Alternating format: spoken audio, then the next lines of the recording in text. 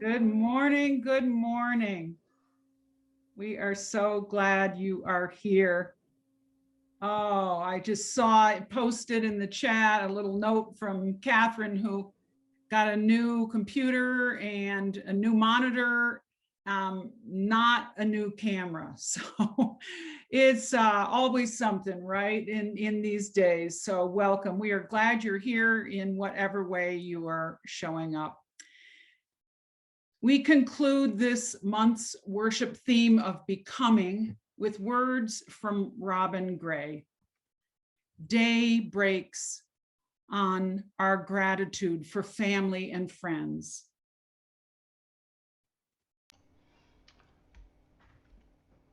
For the freedom to find our own truth. For the company of those who gather here. And the promises we offer one another. Let the light of day bring the grace of faith into our lives. Let us worship together. We acknowledge that the land on which we gather as a congregation, where we live, work, and play, was not freely given to us. We gather on the ancestral land of the Nuchu, Apache, Pueblos, Hopi, Zuni, and Diné Nation. We recognize the indigenous peoples as original stewards of this land. As these words are spoken and heard, the ties that nations have to their ancestral homelands are renewed and reaffirmed. We acknowledge that our use of and benefit from this land came at a dire cost to Native nations and peoples whose land we now inhabit. I am Katie Kandarian Morris, the minister of the Unitarian Universalist Fellowship of Durango. Unitarian Universalists gather in the spirit of covenant, meaning we need not think alike to love alike. How good it is to be creating community with you right now. We are uniquely situated to offer an open-hearted place to worship, to grow in faith, and to create more justice in our community. In these difficult times, we continue to respond to the world's brokenness with our liberal religious values of love and justice. Our leadership continues to work on creating recommendations for plans for our various regatherings in person. We want everyone to be welcome and to be safe.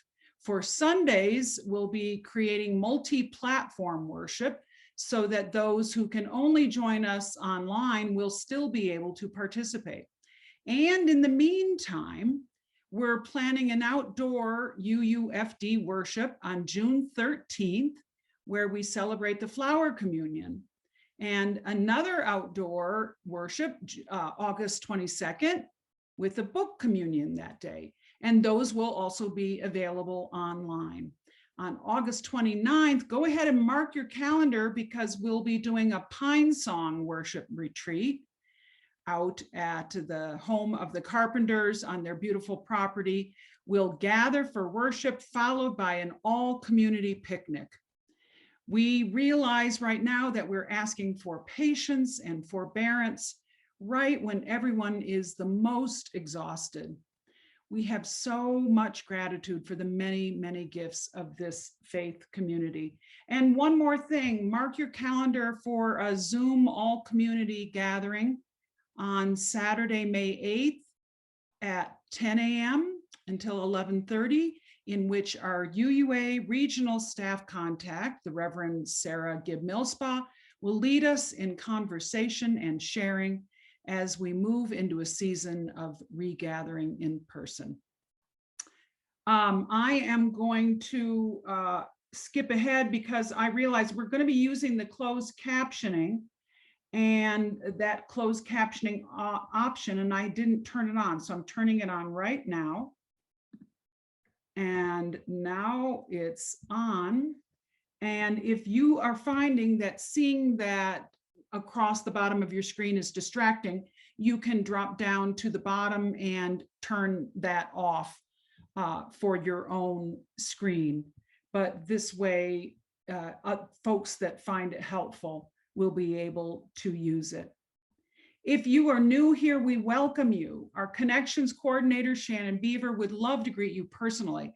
So type into the chat if you'd like to be added to our e-newsletter list, and an invitation to please stay after the service for our informal small group fellowship time. Leading our service with me today is our worship team, a terrific group of staff and lay leaders. Tom Miller is our volunteer worship associate. Kiara Stacy, one of our teachers, is going to be today's storyteller.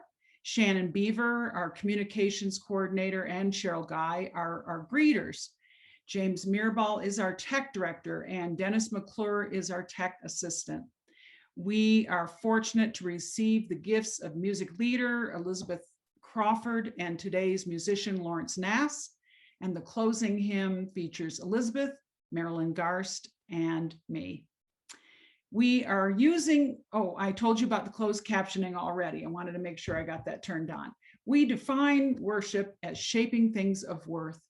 In so doing, we create community, providing opportunities for transformation.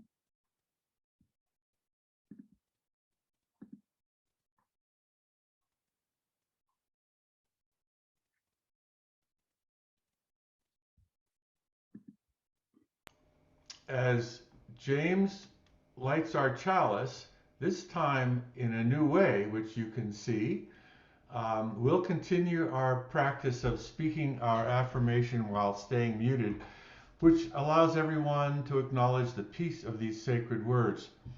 We invite you to feel what it's like to focus on our affirmation in this way, a way that calls us to be present, not just with the words, but also deeply with the spirit of the covenant that calls us to be present with each other. The words are in the chat box if you need them. We hope you'll also say the words aloud at home so that you can hear your voice as well as mine. Please check to see that you're muted. Love is the doctrine of this church. The quest for truth is its sacrament, and service is its prayer. To dwell together in peace, to seek knowledge in freedom, to serve human need. For these high purposes do we unite in worship. And I invite you to set your screen to, if it's not already, to gallery view so that you can see everyone present. Let's offer, with an attitude of reverence and hospitality, a greeting of peace and welcome, something like peace be with you, to all of those who are making up our congregation today. Peace Go ahead, unmute yourself. Peace be with you, everybody. Good morning. Hi, Trenton. Hi, Jimmy. Hi. Everyone. Robert. Ken and Lois. Hi, Robert. Robert. Robert. Peace be with everyone. Hi, Sharon.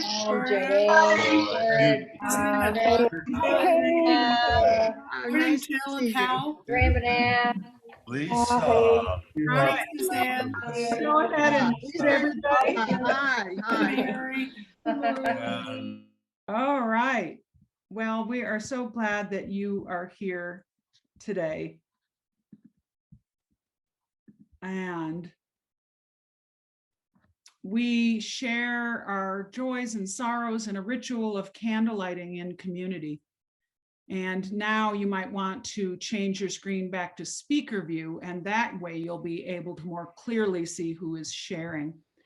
If you are so moved, I invite you to offer a personal joy or sorrow, and I will light a candle for you in just a moment.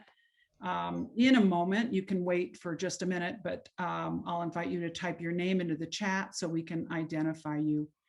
First, we'll go ahead and light a candle today as we remember the 572,000 US souls and lives lost to COVID. We light this candle. And this week, especially, we acknowledge all of the Black lives lost the many who died because of lethal use of force by police. We'll pause here now to listen to music created by the First Unitarian Brooklyn Choir, along with the Westerlies.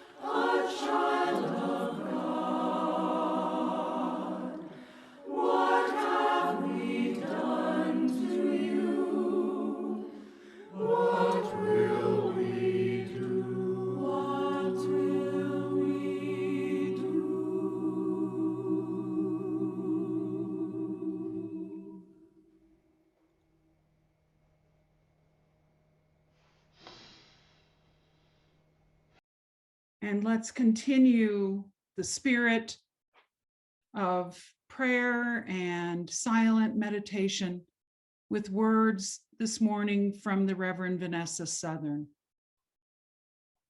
So much undone, so much to do, so much to heal in us and the world, so much to acquire: a meal, a healthy body, a fit one, a lover, a job, a better job. Proof we have and are enough. Just around the corner of now. And up against it, the reality of all that falls short and the limits of today. We honor the limits. If your body won't do what it used to do, for right now, let it be enough. If your mind won't stop racing or can't think of the word, let it be enough. If you are here utterly alone and in despair, be all that here with us. If today you cannot sing because your throat hurts, or you don't have the heart for music, be silent. When the offering plate goes around, if you don't have the money to give or the heart to give, let it pass. The world won't stop spinning on her axis if you don't rise to all occasions today. Love won't cease to flow in your direction. Your heart won't stop beating. All hope won't be lost. You are part of the plan for this world's salvation. Of that, I have no doubt. The world needs its oceans of people striving to be good, to carry us to the shores of hope and wash fear from the beachheads and cleanse all wounds so they can heal. But oceans are big, and I am sure there are parts that don't feel up to the task of the whole some days. Rest if you must, then, like the swimmer lying on her back who floats, or the hawk carried on cushions of air. Rest in seats made to hold weary lives in space carved out for the doing of nothing much but being. Perhaps then you will feel in your bones, in your weary heart, the aching, healing sense that this is enough, even this, that we are enough. You are enough. Enough. Let us sit in the silence.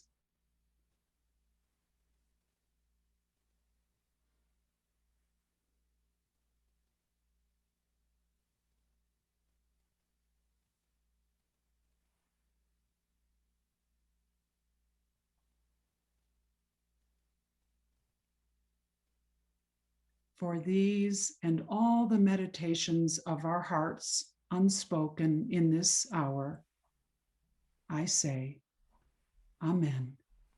Blessed be. Amen. Ashe.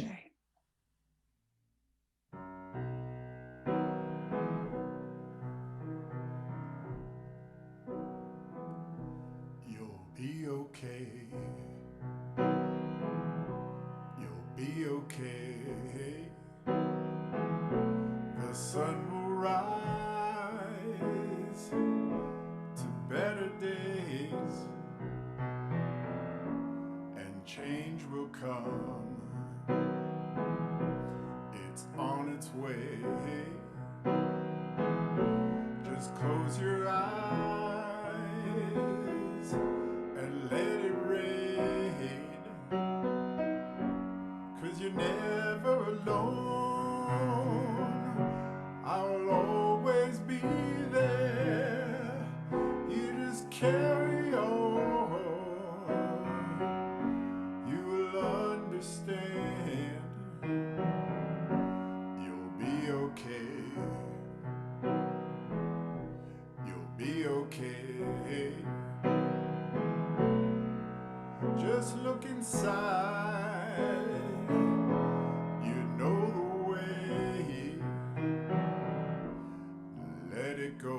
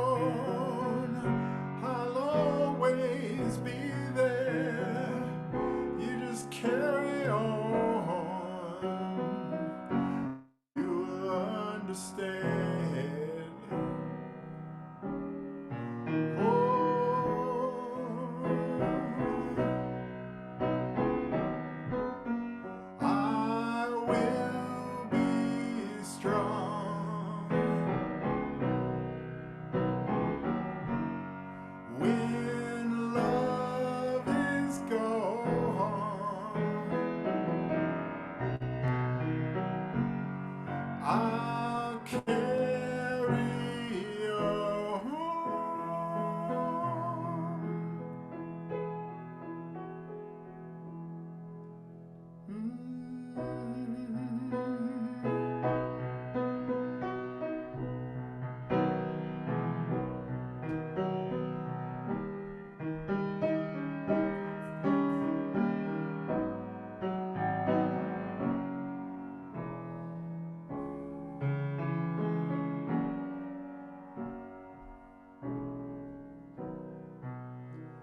You'll be okay.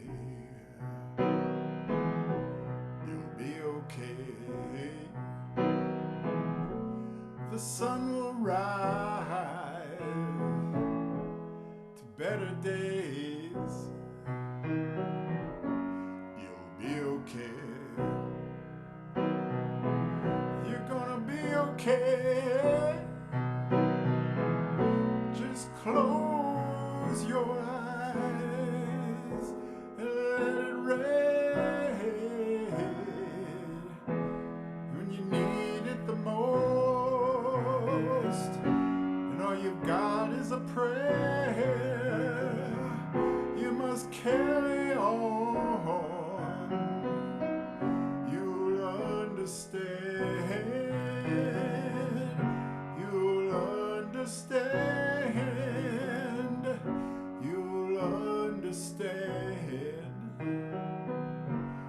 You'll be okay. You'll be okay.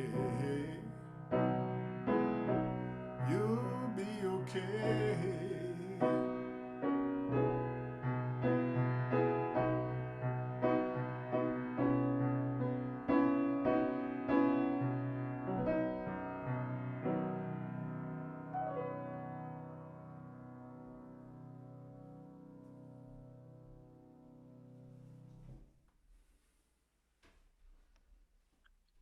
Thank you, Lawrence. That was beautiful. Let's go in for a listen to our story.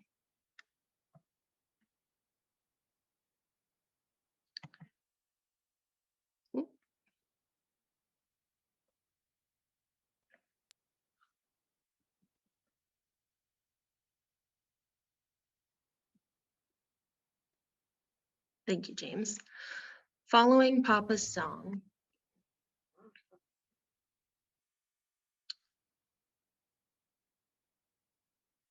By Gianna Marino. At dawn, Little Blue nuzzled alongside Papa and asked, "Is it time?" "Listen for the other whales," said Papa. "When you hear their call, we'll know it's time to go." Little Blue listened to the peaceful quiet that whispered through the morning sea. Papa asked Little Blue, "Are we going far?" "Yes, Little Blue, we will travel farther than we have ever gone before." "But Papa, how will we know which way to go?" "We'll follow the song of the whales, Little Blue, just like our family has for years upon years." Papa moved off with a sweep of his tail, and Little Blue wiggled to follow. "Papa," said Little Blue, "how do you swim so fast?" "When you are big, Little Blue, your tail will carry you quickly too." "When I am big, Papa, will I still hear your song?"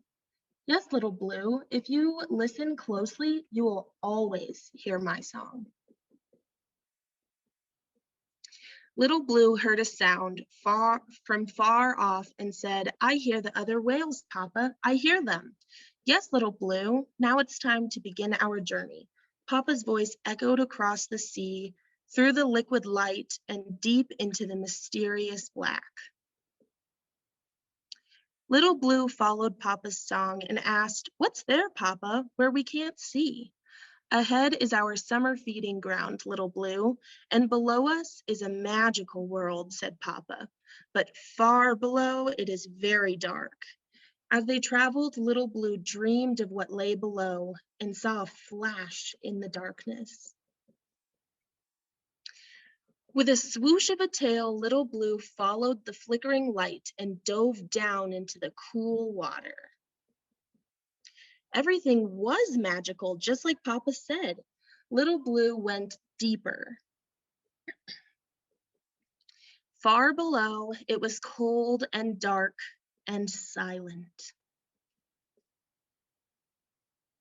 Papa, where are you? Cried Little Blue. Where are you?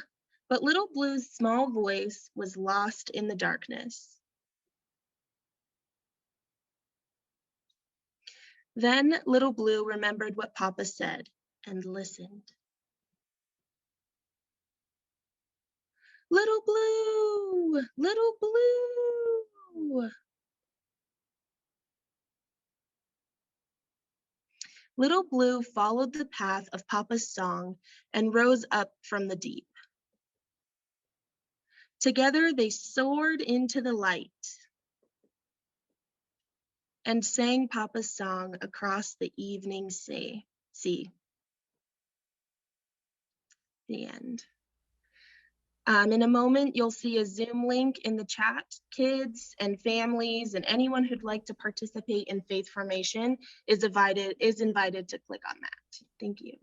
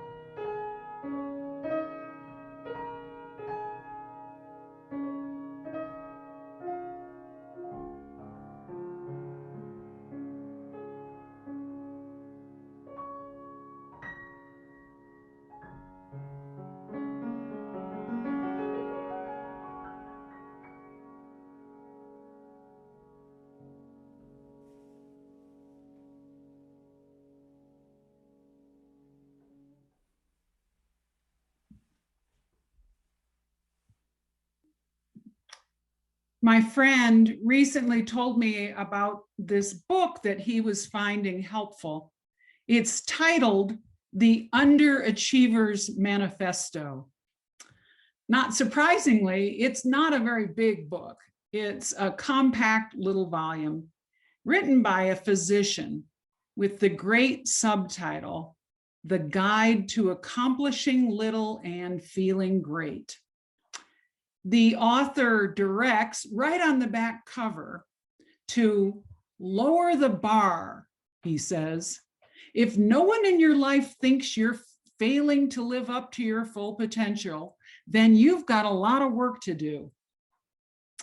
Then it says in all caps, turn it down a notch. Striving for mediocrity is the key to happiness at work, at home, in love, in your diet and exercise, even while stuck in traffic. Well, while that's not exactly the principle of Wu Wei, which is the Taoist concept of non-striving or doing nothing, that concept in itself can be misunderstood. Wu Wei is not apathy. It's not about being lazy or simply relaxing. In the Tao Te Ching, the sacred text of Taoism, we learn the Tao, or the way, never acts, yet nothing is left undone.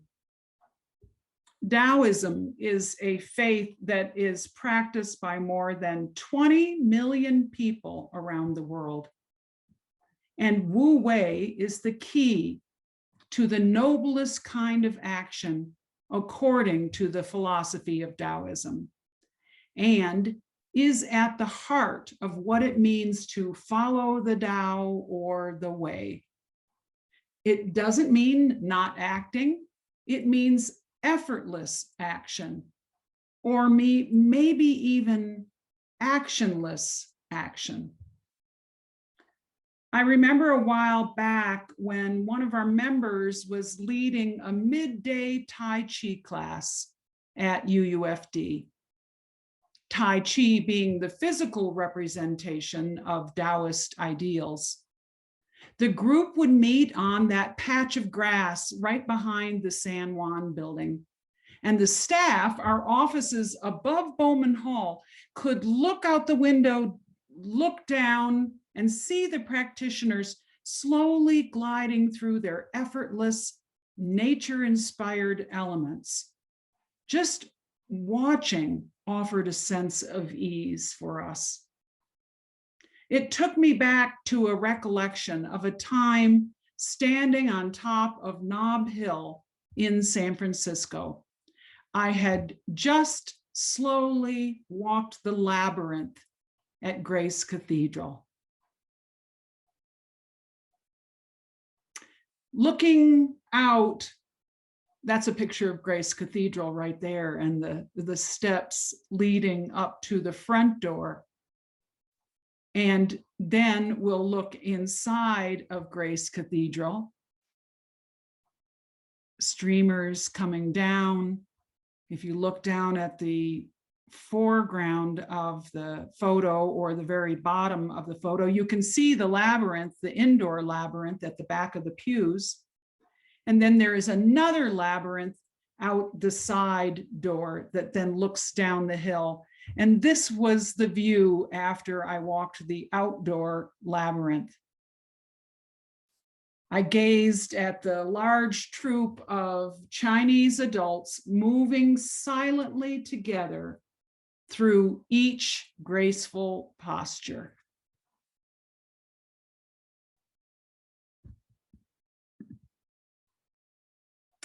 I love the flow of movement that reminds me not to try to swim in opposition to the stream.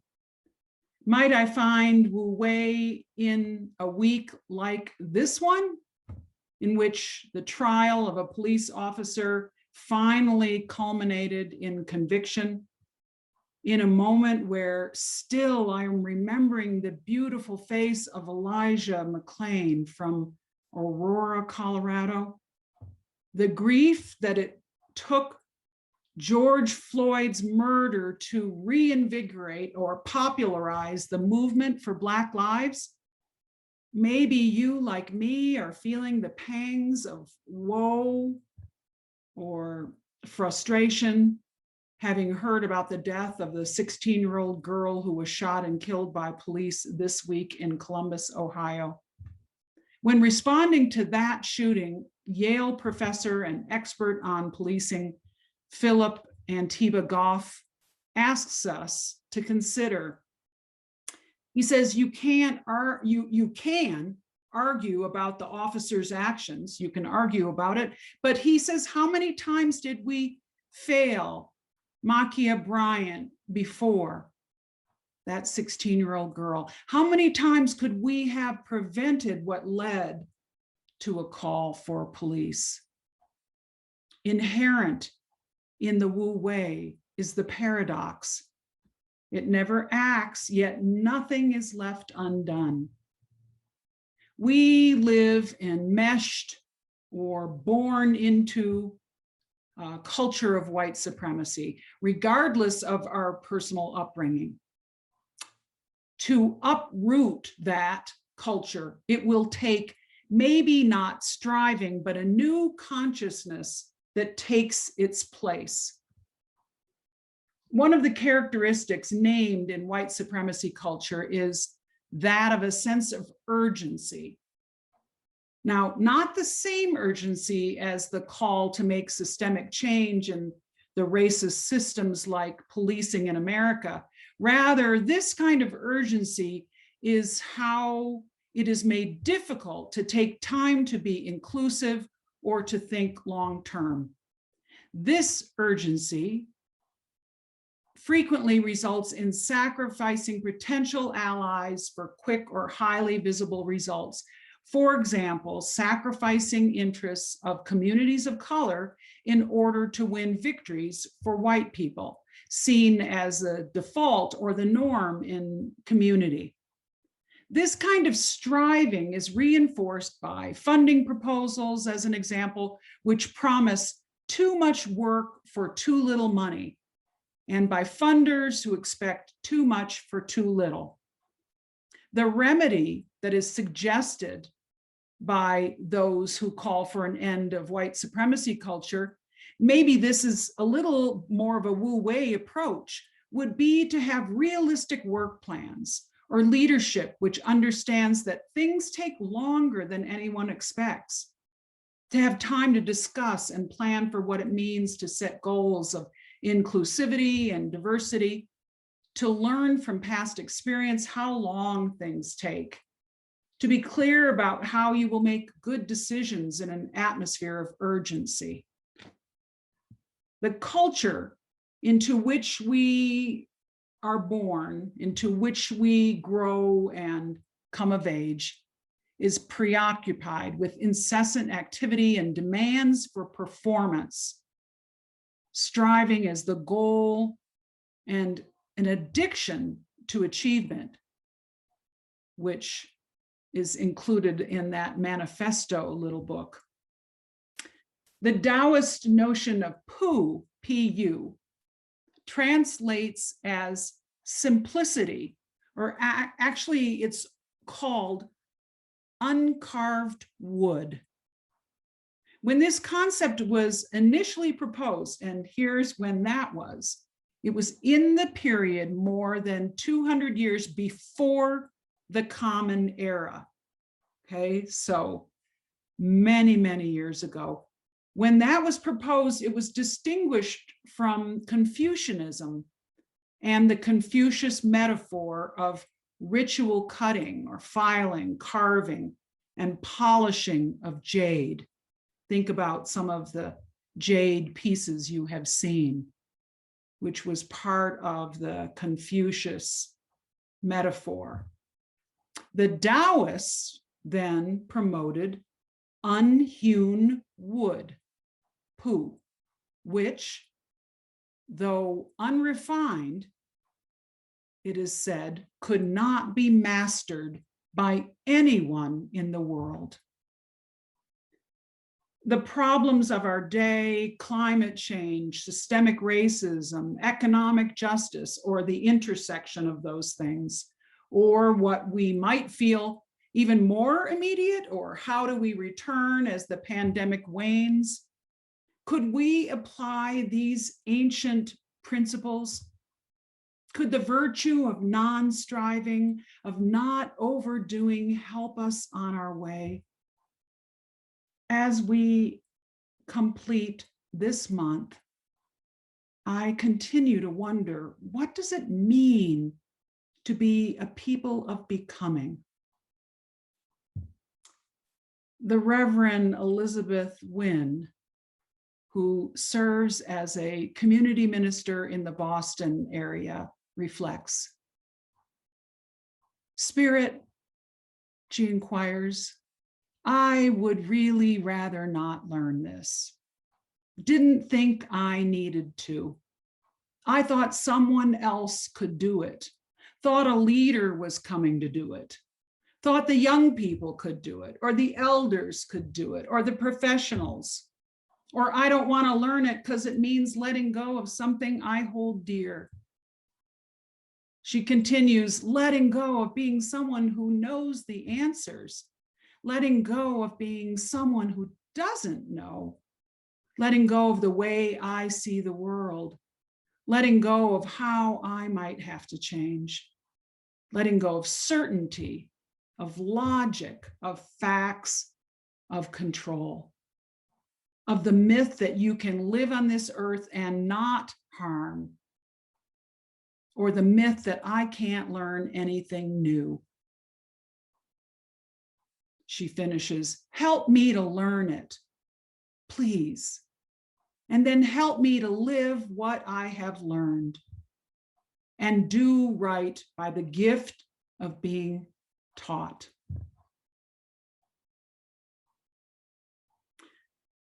Wu Wei, non-striving. Let me close by sharing just a little from the author of that book, The Tao of Pu. He writes, there are things about ourselves that we need to get rid of. There are things we need to change. But at the same time, we do not need to be too desperate, too ruthless, too combative. Along the way to usefulness and happiness, many of those things will change themselves, and the others can be worked on as we go. The first thing we need to do is recognize and trust our own inner nature and not lose sight of it.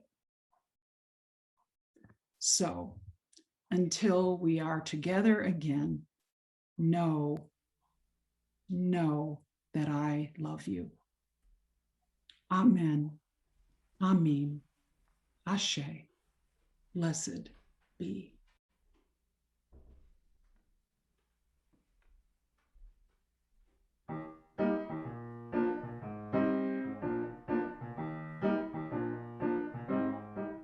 Well, if you wanna sing out, sing out. And if you wanna be free, be free. 'Cause there's a million things to be. You know that there are. And if you wanna live high, live high. And if you wanna live low, live low. If the million ways to go, you know that there are. You can do what you want. The opportunity's on. And if you find a new way,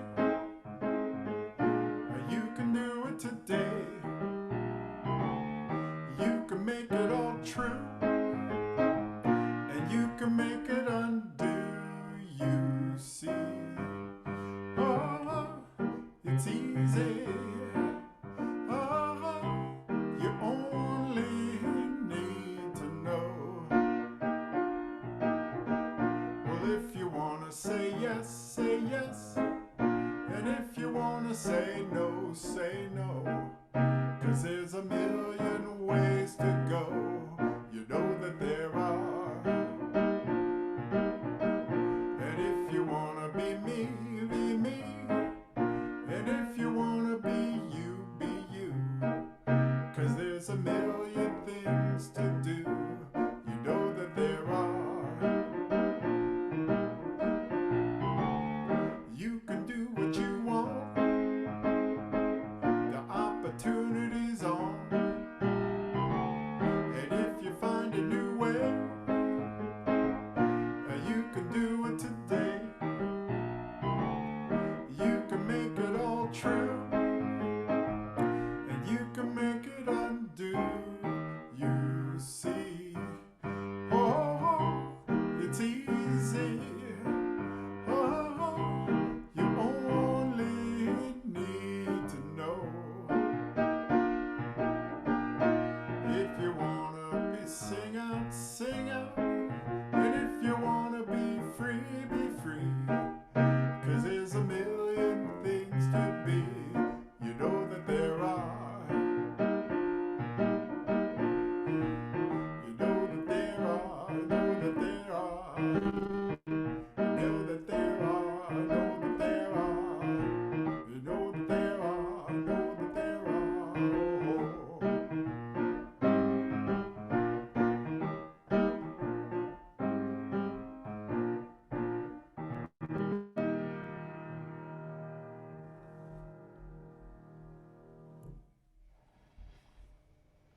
Thank you, Lawrence, for your music once again. As we begin our offering, I'll remind you that there are 3 ways you can make a donation: by check on our website, clicking on the donate button, or by texting, which in my experience is the easiest way to do it. You can see how to do each of these by looking at the information that should be in the chat line. Our offering words today are adapted from Eric Walker Wickstrom. He says, "It is said that the Lord loves a cheerful giver, yet we'll accept from a grouch as well. As we create this space for this morning's offering, may each of us look not just into our cash balance, but into our hearts and see what's available there. How much love? How much generosity? How much faith? How much gratitude? How much hope? And let us take our offering from that account. For your gifts which we receive and the gifts which we ourselves are, may we be truly grateful. May we be committed to using these gifts to make a difference in the world, to increase love and justice, to decrease hatred and oppression, to expand beloved community, to share, to keep sharing as long as we ever can. Thank you for what you do. Your gifts will be greatly received. Our closing song today, Find a Stillness, has been described as a prescription for prayer and meditation. Carl Seberg wrote the lyrics, setting them to a Transylvanian folk tune. There is a three-part invitation in the lyrics to find the stillness and the essence, to hold them, and then to let them do their work in us. Please join Reverend Katie and me and Marilyn Garce on the piano as we lead this singing prayer.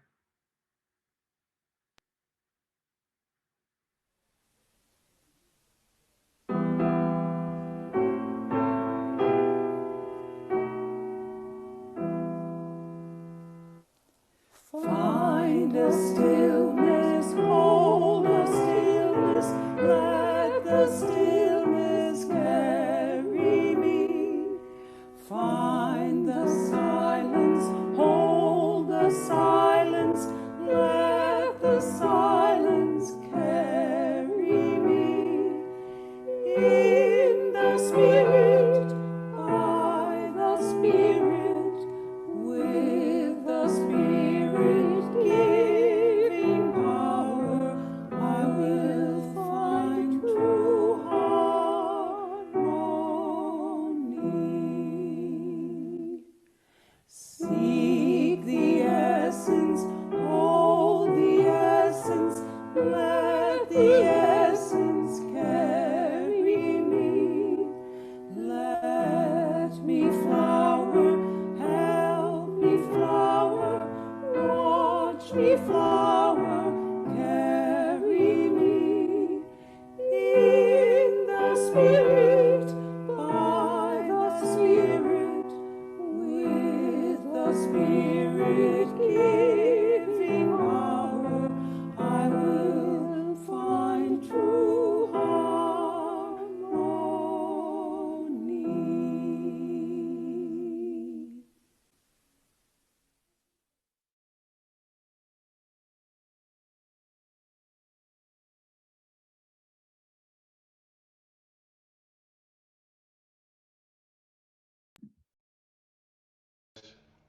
James now extinguishes our chalice.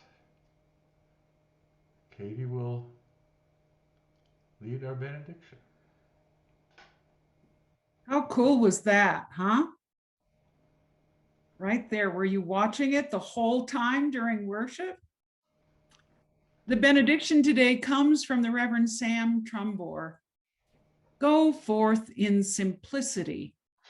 Find and journey the path that leads to compassion and wisdom, that leads to happiness, peace, and ease. Welcome the stranger and open your heart to a world in need of healing. Be courageous before the forces of hate. Hold and embody a vision of the common good that serves the needs of all people. And finally, before we go, the benediction of art and beauty comes from Aileen Schwob, member of the UUFD Arts and Aesthetics team, one slide of her peaceful quilt. Go in peace and stay afterwards for some fellowship. I'll invite you in just a minute.